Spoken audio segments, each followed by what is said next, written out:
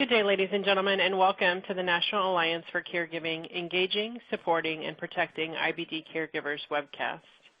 The floor will be open for your questions and comments following the presentation. If you would like to ask a question during the webcast, you may do so by clicking on the Ask Question button on your screen. Simply type your question in the box and hit Send. At this time, it is my pleasure to turn the floor over to your host for today, Ms. Grace Whiting, President and CEO of the National Alliance for Caregiving. Ma'am, the floor is yours. Thank you so much, and I'm excited to be here today on behalf of the National Alliance for Caregiving. If you're not familiar with us, we're a nonprofit organization in the Washington, D.C. area. We've been around for over 20 years, and we're most interested in how we support the friends and family who care for another person because of a chronic disease, a disability, or other functional limitations. Today, we will be talking about how to support caregivers of people who are living with IBD. And this work comes out of some critical partnerships with the ImproveCareNow organization and the Crohn's and Colitis Foundation. Before we get started, I want to just acknowledge that this work is made possible through a community of people who are dedicated to helping to support individuals and their families in managing the strain of disease or disability. That includes our colleagues at the Crohn's and Colitis Foundation that you'll see up on the screen here, the patient advocates and healthcare providers who were on our advisory committee, as well as our colleagues at ImproveCareNow. And you'll be hearing from our colleague and a fellow advocate from the David R. Clare and Margaret C. Clare Foundation, who helped to sponsor this work and make it possible, and also provide insight to us as we developed this materials that you're going to hear about today. Just a couple housekeeping announcements. This webinar is being recorded, which means that you can listen to the playback at your own leisure. You're also welcome to share the webinar and any of the materials that we're pushing out today with your networks and your friends, your family members, people that you might be working with, whether it's patients or caregivers. And we'll be sending out a recap email in the next couple of days with a link to the webinar replay and the materials, just to make it easy for you to continue to pass it on. Finally, I'll just reiterate that we want to hear from you, and we'd love for you to take advantage of the chat box as we're presenting today, so that you can be a part of that discussion when we get to the top of the hour. With nothing else, I'm going to turn things over to my colleague who leads our research department. Gabriela Prudencio is the Hunt Research Director, and she's the head of this and several other national research projects on family caregiving. So Gabriela is going to walk us through today's agenda. Gabriela? Thank you, Grace, and welcome everyone. Today we are here to present two materials. As background, last fall we released a national study of caregivers of individuals with Crohn's disease or ulcerative colitis. We have now leveraged this information from that report and further research to develop two additional documents which we are releasing today. First, a pocket guide for providers with recommendations on how to equip patients and caregivers so that they can better be involved in the shared and supported decision-making process. The other document that we're excited to release today is a one-pager flyer for caregivers, which contains resources to help them on their care journey. The presentations of these materials will be followed by responses from clinicians and patients. We will end with some Q&As. Without further ado, I'd like to pass the mic to Ben Hinton, a pediatric cardiologist and researcher by training, and a trustee for the David R. and Margaret C. Clare Foundation. Dr. Hinton and his family have worked to improve the lives of people impacted by IBD throughout the foundation. Dr. Hinton is also a dedicated volunteer in the IBD community. Well, thank you. I'm a trustee for the Clare Foundation, and we're focused on healthcare processes that support efforts to improve patient empowerment and education. And when I first learned about the National Alliance of Caregiving and the concept of caregiving as a public health problem, they had just finished their first disease-specific report on Alzheimer's. So I reached out to inquire about whether or not it would be possible to do one for IBD. As both a Crohn's patient of 35 years and a pediatrician, I understand the critical importance of caregiving for patients to successfully navigate chronic disease. And like most people, I've seen up close the human cost of caregiving on the caregiver and how this often can be overlooked in the course of care.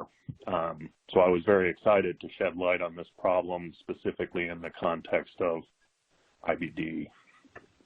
I'd like to thank Grace and her team at the National Alliance of Caregiving for assembling a fantastic advisory committee, for enlisting the partnership of both the Crohn's and Colitis Foundation and the ImproveCareNow networks, and for stewarding the research team to a final and important report. Special thanks to the nearly 1,000 caregivers who completed the detailed survey that gave us the first glimpse of this situation. Most recently, more materials have been developed to familiarize awareness of the report, and I'm thankful for Renee, Traci, and Lilly sharing their expertise and experience today.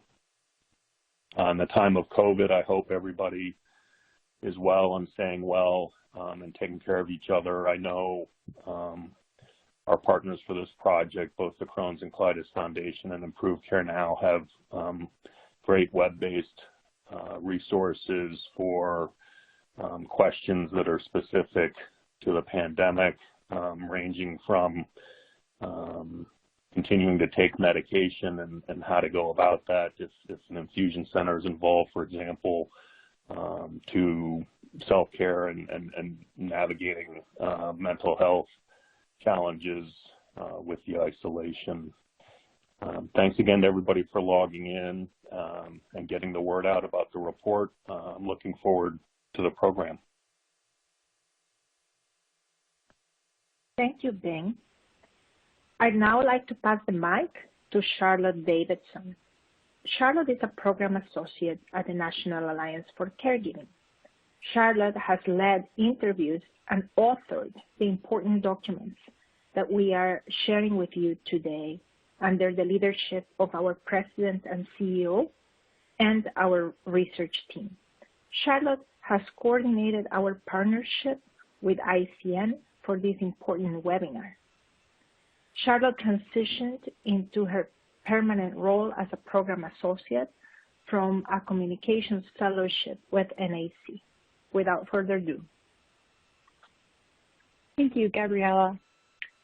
So as Gabriella previously mentioned, NAC, the Crohn's and Colitis Foundation, ImproveCareNow, and researchers from the New Mexico State University worked collaboratively to develop the first of its kind national study on IBD caregiving. Among many other important findings, we found that caregivers are a key member of the IBD care team. IBD caregivers are spending about 20 hours a week communicating with medical staff, insurance companies, and schools. They're also managing medications as well as finances and preparing specialty meals. One common thread in this study that is also found in other caregiving settings is that caregivers are stressed. Over half are experiencing emotional stress, and 16% report experiencing depression from providing care. 6 in 10 also reported struggling with a sense of loss over what the care recipient's life would have been like without IBD. These findings helped us develop the follow-up materials geared directly towards caregivers and clinicians. We addressed the glaring gaps between what caregivers are trying to accomplish for their care recipient and reality. In our guide for providers, we address the need for ease of access to evidence-based information and resources, the need for clinicians to facilitate shared decision-making with the caregiver, patient, and care team, the need for medical professionals to consider how to better provide training to IBD caregivers, particularly for medically complex tasks, and finally, the need to support and protect caregivers' well-being. Our flyer also addresses some of these need gaps by providing caregivers with helpful resources and information.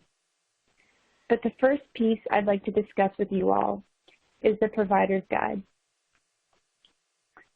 In this guidebook, you'll find tips on how to work with IBD caregivers to ensure that they're engaged and empowered to participate in shared decision-making processes, that they're equipped to provide the best care to their care recipient, and that they have the access to necessary support and resources to protect their own well-being while navigating their IBD care journey. During our interviews with IBD caregivers and patient advocates conducted to direct this follow-up work, we learned about what they would have liked their care recipient's provider to do differently to support them and the patient.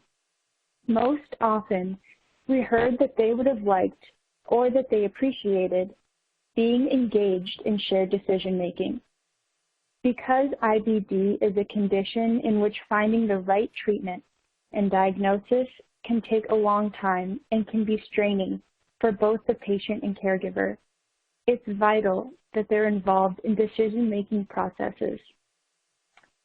Recommendations to involve the caregiver and patient in decision-making are included in the guidebook, and we hope that providers will be able to take away this information in order to better communicate and engage with IBD patients and their caregiver. So on your screen, you'll see an excerpt of one of the pages from the guidebook. You'll see at the top, we show the study findings and then its significance to providers, and finally, some recommendations on how they can address the challenge. The guidebook has 4 strategies for providers to engage and support caregivers, and this guidebook is now available on our website at caregiving.org/IBD. The second piece of this follow-up work is the caregiver flyer. Our 2019 report outlines several need gaps facing IBD caregivers, many related to a lack of resources and tools to support their care recipient living with IBD, as well as themselves. Many of our interviewees for this follow-up work pointed out some critical challenges facing IBD caregivers that add some more nuance to report findings. They painted a picture of how providers may not necessarily address caregivers' concerns or patients' concerns if they are derived from non-evidence-based resources. So it's critical that IBD patients and caregivers have access to reliable resources, such as the Crohn's and Colitis Foundation and ImproveCareNow, to validate their concerns at the doctor's office and equip them to participate in shared decision-making. We took what we learned from the report, as well as valuable insights from our interviews, to develop this flyer that targets IBD caregivers and equips them with critical and basic resources they need for their care journey. You'll notice at the top we include a definition of a caregiver. This is because many caregivers do not self-identify. The title and the description of an IBD caregiver will help someone who views this flyer whether it is relevant to them. We also include several statistics from our report. One of the main findings of our interviews and from our report was that IBD caregiving can be very isolating. By bringing these statistics to light, the IBD caregivers viewing this flyer may think to themselves, I'm not alone. There are other people experiencing what I am, and there are resources out there to help. These resources are listed on the right-hand side of the flyer.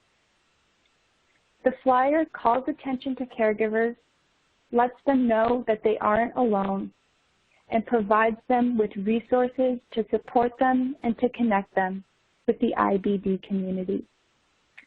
Feel free to view and share both the guidebook and the flyer available on our website at caregiving.org/IBD. Thank you. Thank you, Charlotte, for the presentation of these materials. I'd like now to introduce Renee Etter, who will provide a clinician's perspective. Renee has been a nurse at Cincinnati Children's Hospital for 13 years.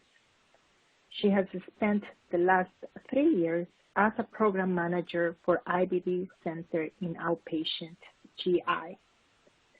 She is a board member of the Southwest Ohio chapter of the Crohn and Colitis Foundation and serves as a member of the chapter medical advisory council for the foundation. Renee Etter is an active member of the ImproveCareNow Learning Network and serves as a leader across the center's learning lab. Good afternoon, everyone, and thank you, Gabriella, for the introduction. I want to thank the NAC for inviting me to be a part of this presentation this afternoon. So as mentioned, I am a nurse at Cincinnati Children's Hospital, and I work in the IBD center there. And a little bit of information about our center. We care for approximately 950 pediatric patients with inflammatory bowel disease. And we have a really good working relationship with both the Crohn's and Colitis Foundation and ImproveCareNow. We were one of the initial centers when ImproveCareNow was established in 2006, and we've been a trailblazer of a lot of the work that has come out of the network. We also collaborate with both organizations to provide the most up-to-date and reliable information for our patient population. So through both of those organizations in Cincinnati, we have a lot of initiatives in place to work closely on the 4 major gaps in care that were identified by the caregiver report. So we work really hard to engage our patients and caregivers by providing education and reliable resources to families through our newly diagnosed patient orientation sessions. We also provide support for patients and caregivers and their well-being through our IB Devoted Parent Support Group and our patient mentoring program, where we can connect patients to patients and parents to parents to receive support through that avenue. We also try really hard to facilitate shared decision-making throughout our clinics in order to continue through this chronic care management of these diseases. As Charlotte had mentioned, there are 4 gaps in care that were identified through the 2019 report. And I'm going to share some examples of strategies that clinicians can use to work to close those gaps. So the first strategy is to equip patients and caregivers with reliable information and tools to manage their inflammatory bowel disease. And at our center, we do this through a resource binder of information that has been created full of reliable resources that we provide families at diagnosis, information about management of the disease, initial information that they need to learn at diagnosis, as well as information that they can use throughout chronic management of these diseases. And it's helpful to have that all in one location that provides reliable information that the caregivers and patients can refer back to. A second strategy is to engage providers and caregivers in shared and supported decision-making. So we try to do this on a regular basis, both in clinics at diagnosis and ongoing, but also through various methods of communication. So our electronic medical record is Epic, and our patient portal is MyChart. So we utilize this avenue to have close communication with patients and caregivers over time, as well as triaging phone calls and even incorporating telehealth visits in between in-person office visits.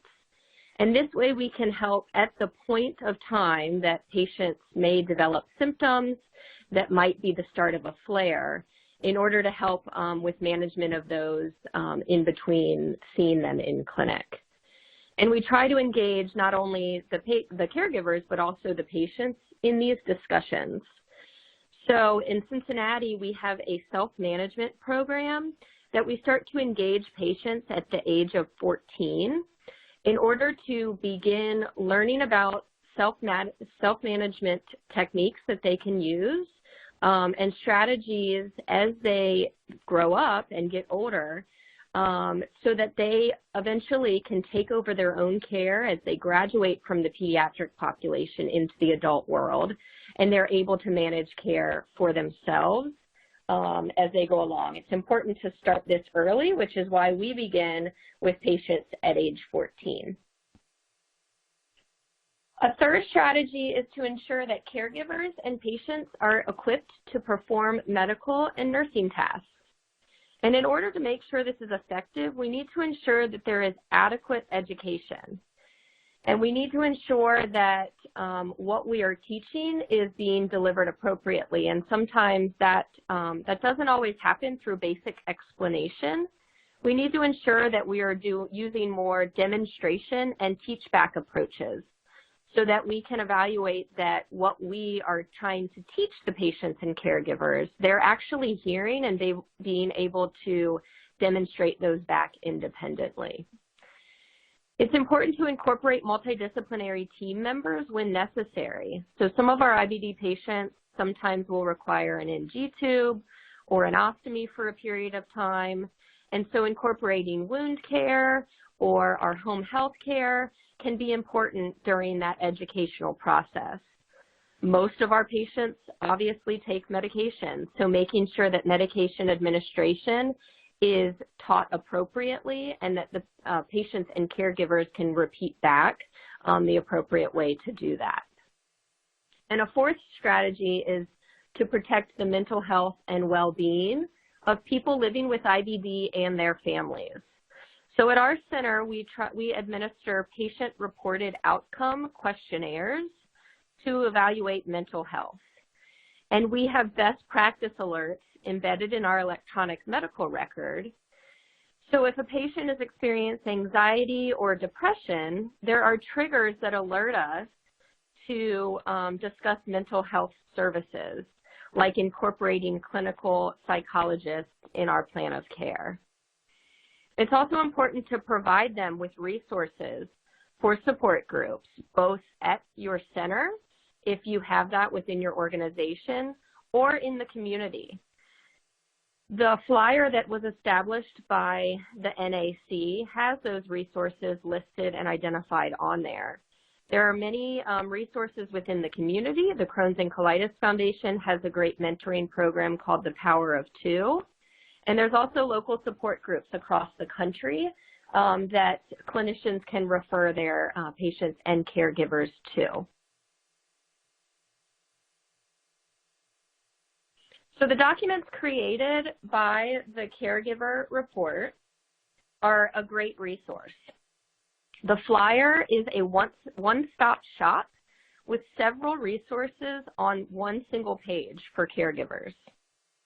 And I think we all can agree as clinicians that the goal of our community is to provide exceptional care in order to achieve and sustain the best outcomes possible.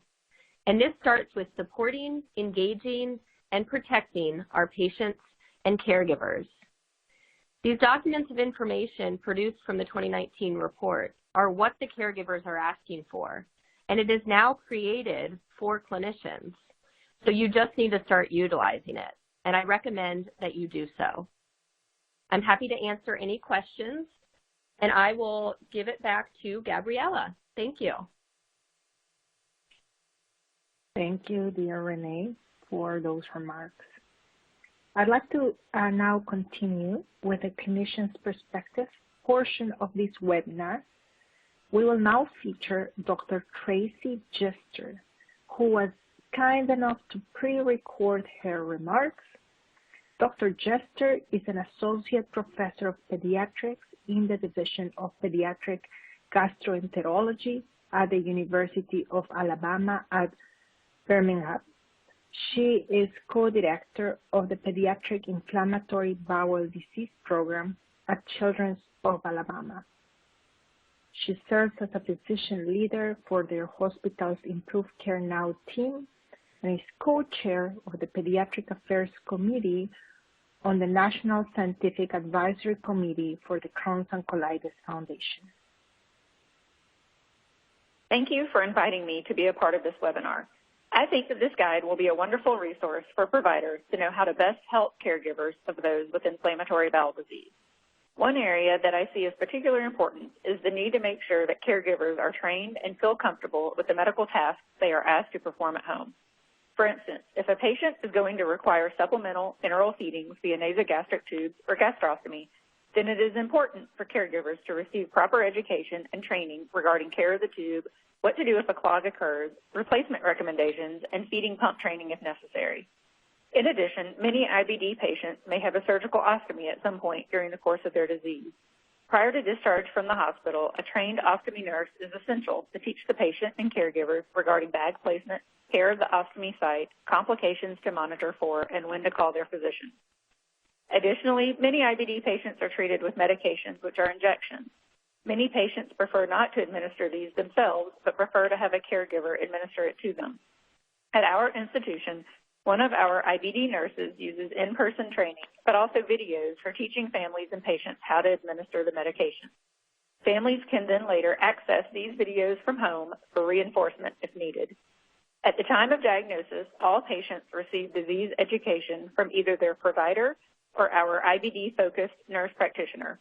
They receive a new patient handbook with materials including links to additional resources, information about when to call their provider, and all of our clinic contact information. We want patients and caregivers to know that we want them to call us with any questions or concerns. In their first clinic visit, our psychologist, social worker, dietitian, and school liaison meet all new patients and families in our multidisciplinary clinic. Another area that this guide highlights is the need for shared decision-making between providers and patients with the incorporation of caregivers where appropriate. Patients will often not be adherent with medications if they are not comfortable with administration, potential adverse effects of the medication, or if they do not understand the rationale for taking the medication. There are excellent shared decision-making resource guides for providers and families available from organizations such as the Crohn and Colitis Foundation and ImproveCareNow. Incorporating these strategies can help to increase chances for treatment success. Thank you for having me today.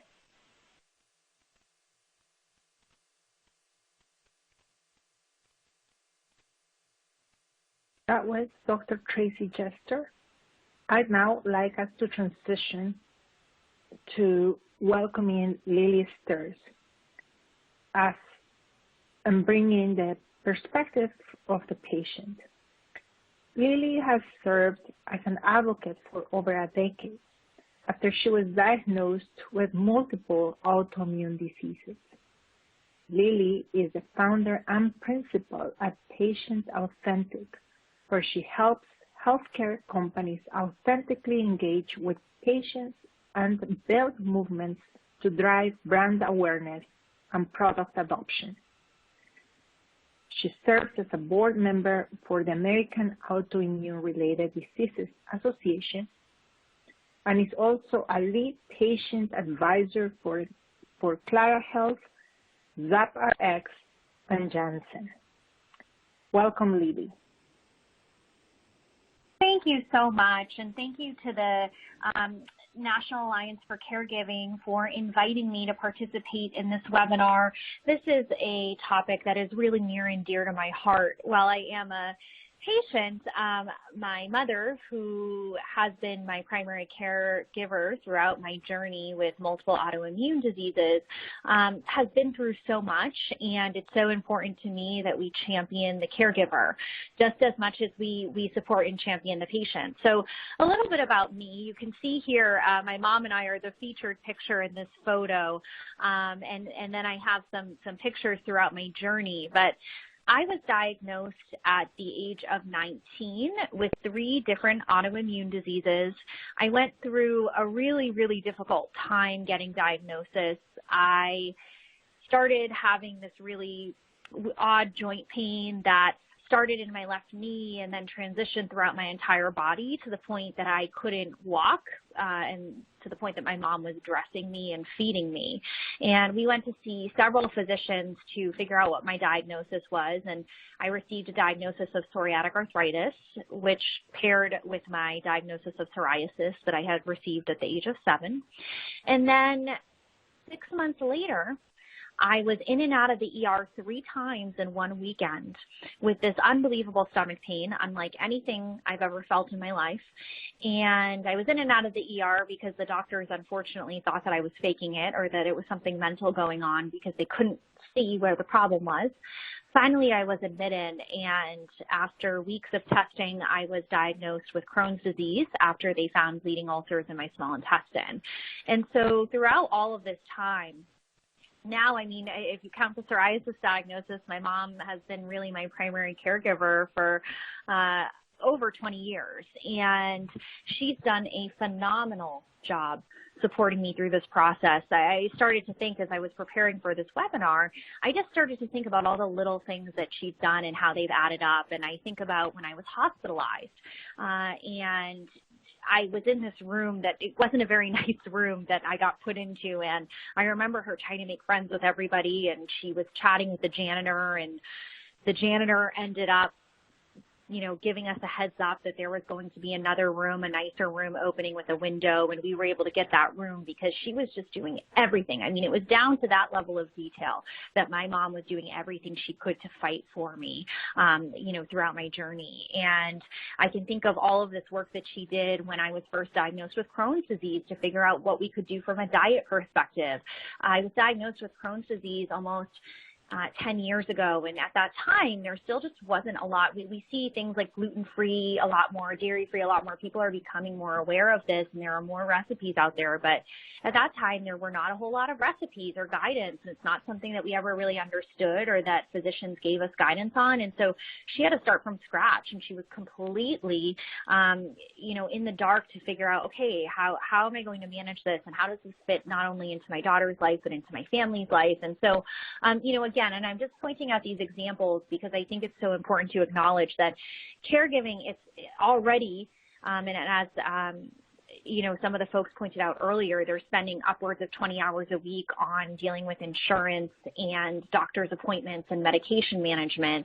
Layer in all of these other additional pieces and the little sort of luxuries of helping a patient feel more comfortable, and that's what my mother is doing. So this really speaks to the power of caregivers, and you'll see in this picture, and it's a little tricky to see, but this is a timeline that my mother developed from the time that my arthritis started down to the day of what I was experiencing, what I was feeling, down to the level of detail of Lilly used to be cold all the time, and now she's really warm all the time, and the steroids are giving her insomnia, and et cetera, et cetera. So this is an incredible resource, and caregivers have this amazing intel and line of sight into what the patient is experiencing and can often speak to experiences that patients can't even speak to themselves. As I was chatting with my mom about preparing for this webinar, I said, was there anything, you know, that you noticed about my patient experience that maybe I wouldn't have known or couldn't have articulated to the physician?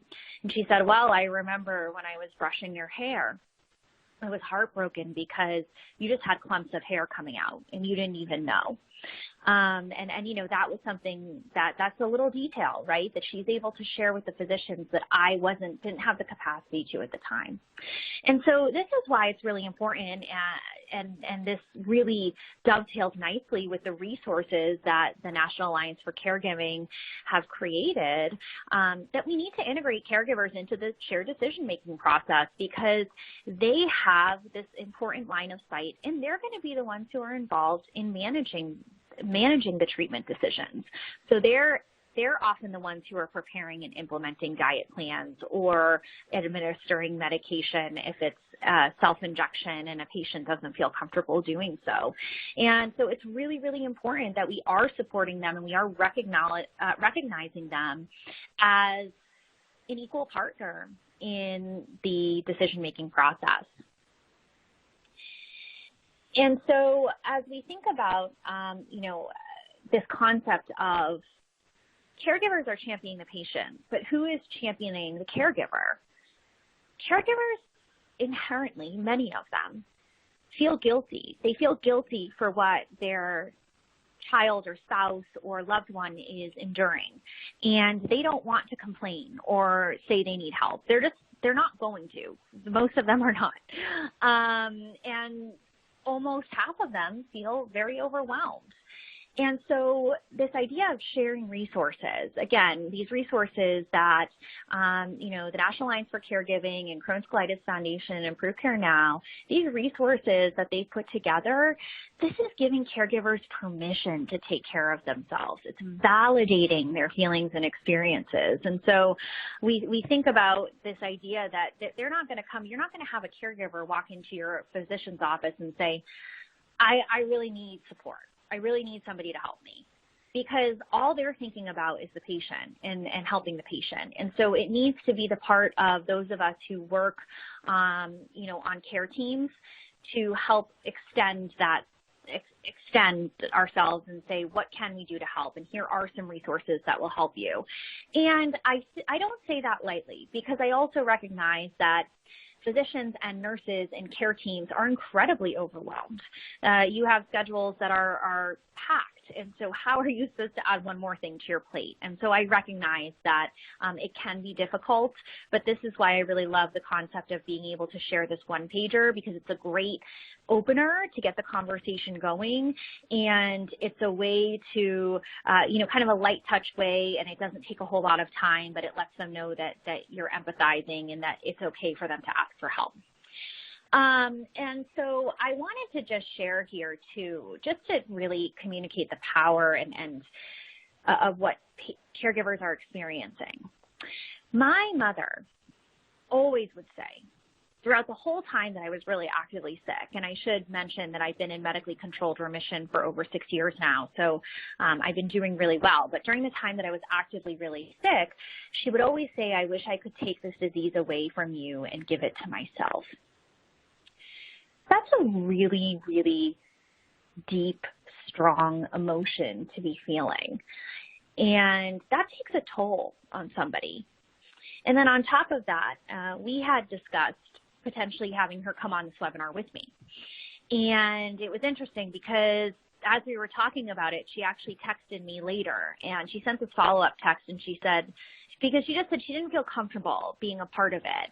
And I honestly think a lot of it has to do with the trauma that she experienced as a caregiver and how emotionally difficult this was for her. And so she said, I've dismissed all the bad memories. I don't like to relive them. I erased everything as soon as I didn't think I would need to remember it for you or the doctors anymore. That is a deep, deep, difficult emotion to be experiencing. And I only wish that there were more resources for her during the time that I was sick. And so I wanted to bring that to light because I think it's really important that we ground ourselves in these emotions that caregivers are experiencing. One final thing I wanted to share here was that there are new resources that are popping up all the time. So we have these great resources from that the National Alliance for Caregiving has developed. But it's great to also keep an eye out for some of these health tech companies that are really innovating and trying to bring new products and services to market. And so one that I'm actually familiar with, that I've done some work with, is IBD Caregivers. They're a wonderful mobile app for and resource for caregivers, and it allows caregivers to create a care team, and they can send requests within the app so that people can just pick it up and know what needs to get done. You know, hey, can someone help with dinner tonight? And it's a little bit more of a passive way for caregivers to ask for help instead of feeling like they have to actively work up the stamina to say, hey, is it okay? Could somebody please help me today? I think it's really hard for caregivers to ask for help. So, again, I appreciate all of the work that everybody is doing. All the folks who organize this webinar are working really hard to support caregivers. It's such an important need right now in our space.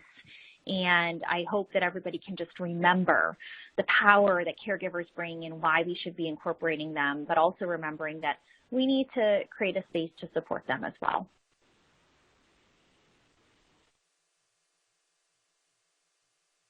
Wow, what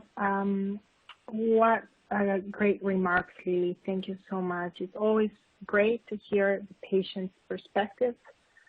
I think it's one of my highlights in my role at the NAC when I am able to hear the patient and the caregiver's perspectives. So with your remarks, Lilly, I'd now like to transition to the last part of this webinar, which is Q&As from all participants. And I'd like to invite participants who have questions to please type them in the Ask a Question box in your screen.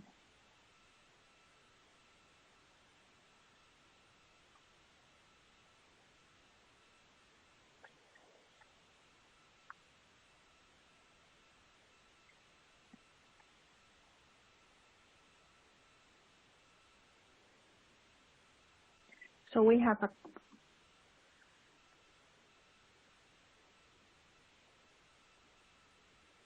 question, a great question from Corinne.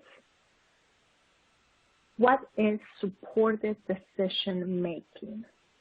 And I think the best person to answer this might be Grace. Grace, would you step in?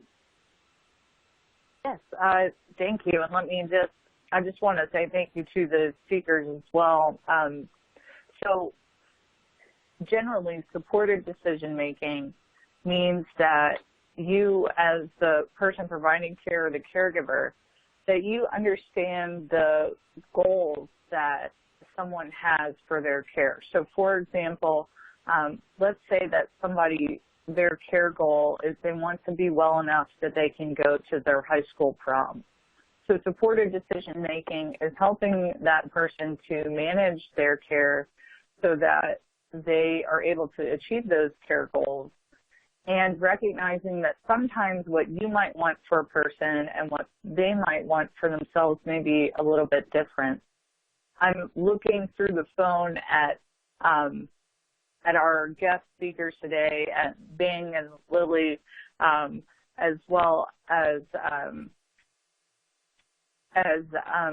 our wonderful clinical speaker, Renee, and wondering if you guys have any thoughts about that balance. How do we keep the well-intentioned caregiver in a place where they're getting the help they need, they're supporting someone, but they're also acknowledging that that person has their own goals for care?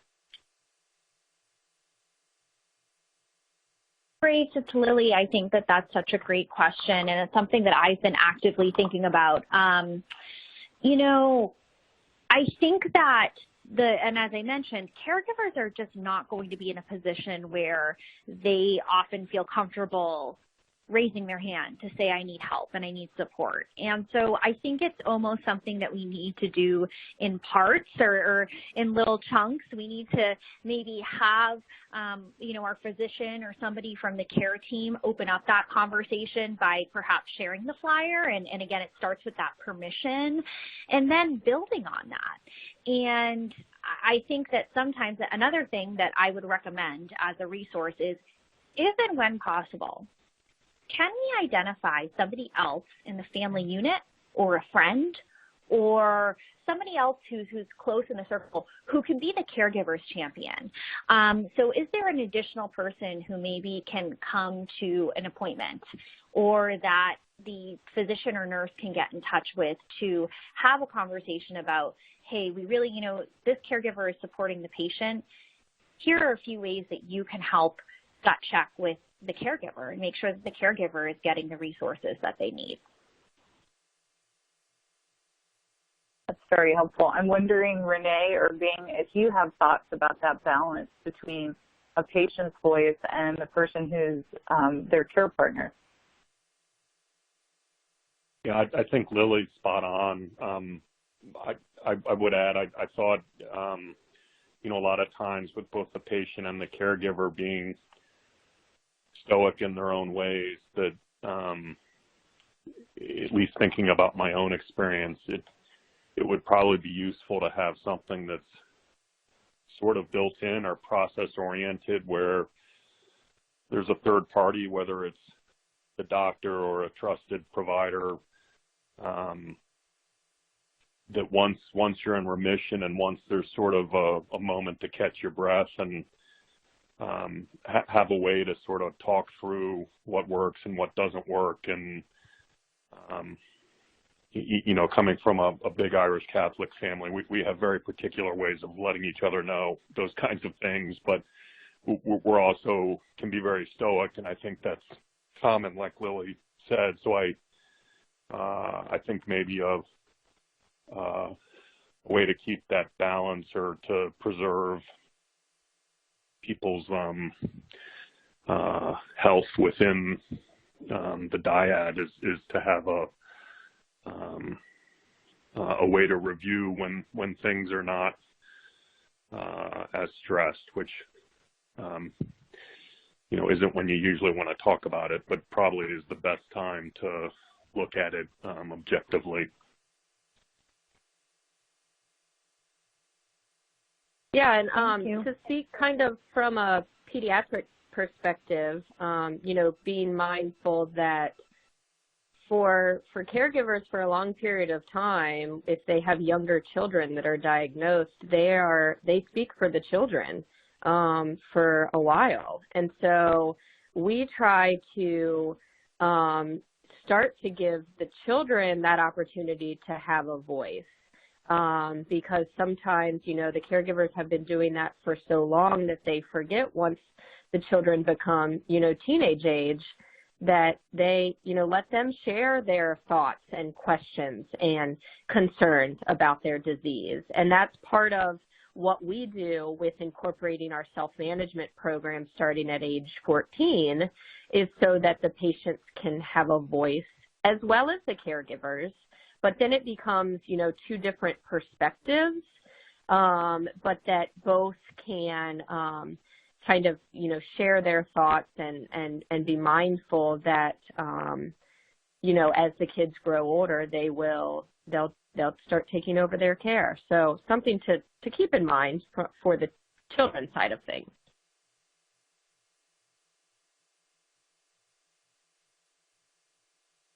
Thank you very much. We also have an important question from Michelle. Can you please provide the information again around where we can find the 2019 report? And I can just answer that in our website, caregiving.org. That is caregiving.org. We've just updated in the landing page a link to these resources that we're releasing today, along with the 2019 report, and also we will be placing a link to this webinar there. With that, there is another question from David for Lilly. What difference in your mom's experience do you think it would have made to receive support from providers dealing with some of the emotional aspects of caregiving? You know, I think it would have made a world of difference. It really, again, it's this concept of caregivers aren't often going to ask for help, so we need to give them permission to lean into these feelings that they're experiencing and guide them towards those resources.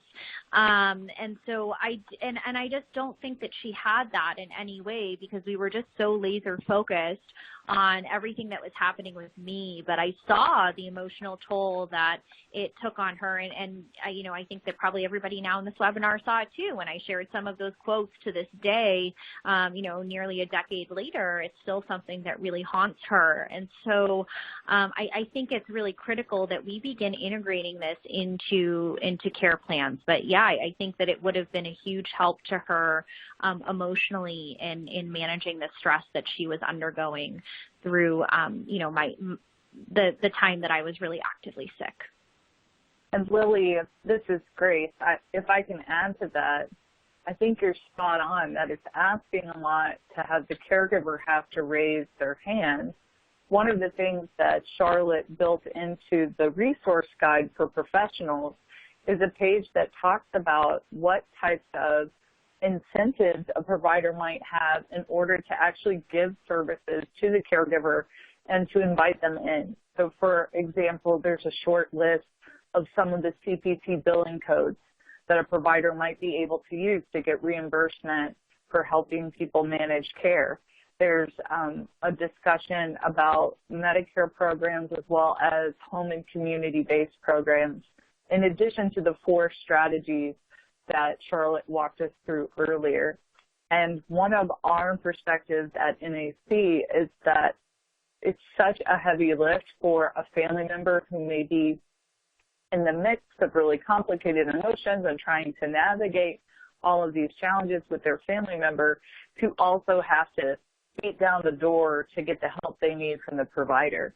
And so our position is that we've really got to build those pathways to make it easier for the provider to really bring that person in.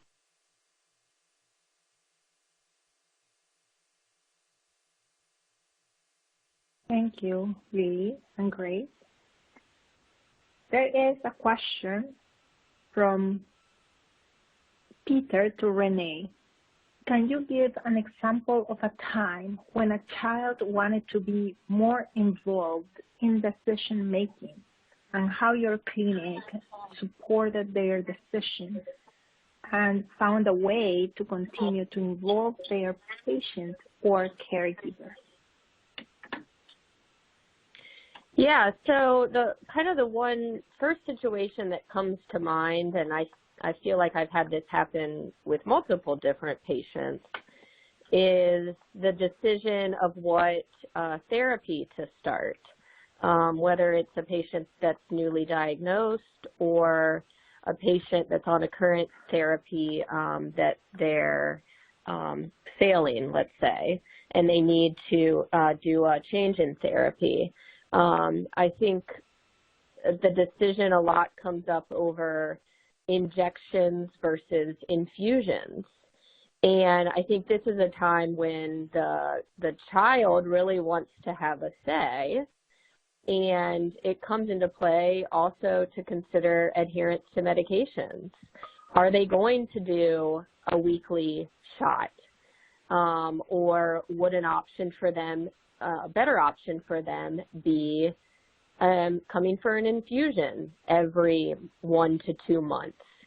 And a lot of times the caregivers have strong opinions on what they would prefer, but the children are the ones that, you know, the patient will be receiving these therapies. And so we have this come up a lot where the child wants to be more involved in making that decision.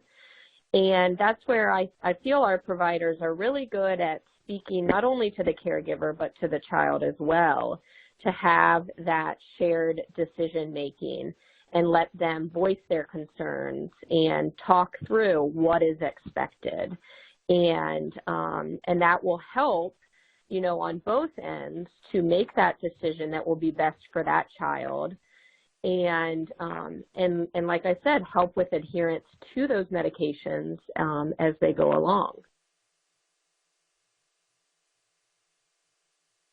Thank you, Renee. There is a question from Reese to Bing. What about your journey as a physician and as a patient inspired your leadership in IBD?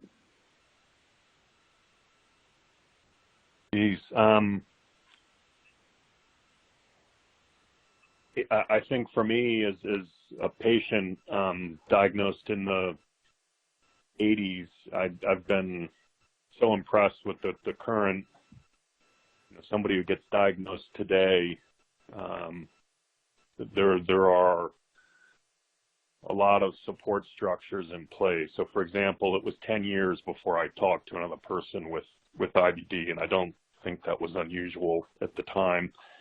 And I think for me, at some point along the way of my own medical career, I realized that I needed to integrate my chronic condition into my life as opposed to sort of keeping it separate and trying to control it. And I suppose that sounds obvious once you know it, but I went a pretty long time not knowing that. So once I did figure that out, with the help of a lot of caregivers, I think I realized I had perspective to offer and looked for opportunities to do that kind of extended beyond medical things per se.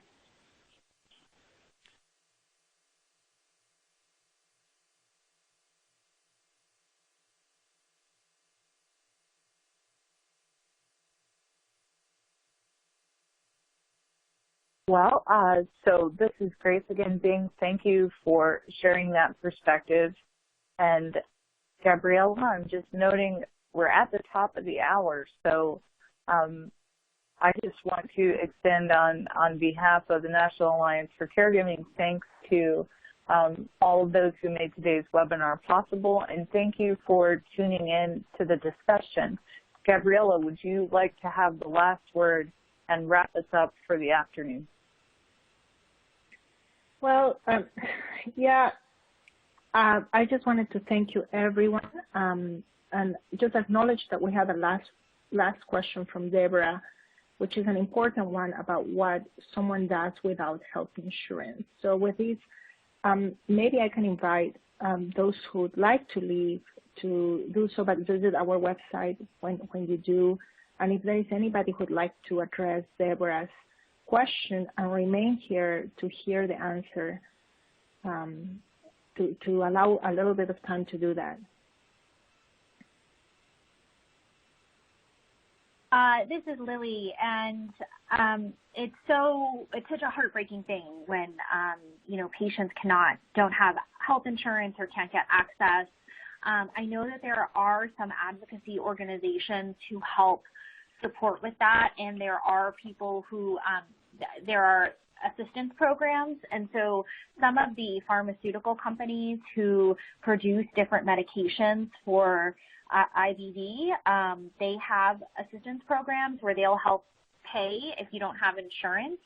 And they're also, and I'm just pulling them up right now because I know I have them in front of me here. There are a couple of programs. One is Needy Meds, one is RX Assist, another is the Pan Foundation, and GoodRx.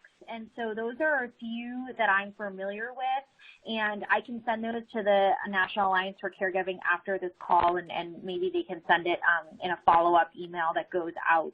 But I would recommend looking to some of those resources. I empathize. I certainly know that is not a difficult thing to go through. And I also recommend, if you are able to see a physician, talking to them about any recommendations that they might have too. Thank you so much. Thank you so much, Lilly, and thank you everyone for making the time to be here today. We really appreciate it. We've been working. We were very excited about this release, and we're just very excited about the turnout. So until next time, and stay safe, everyone, in these strange times.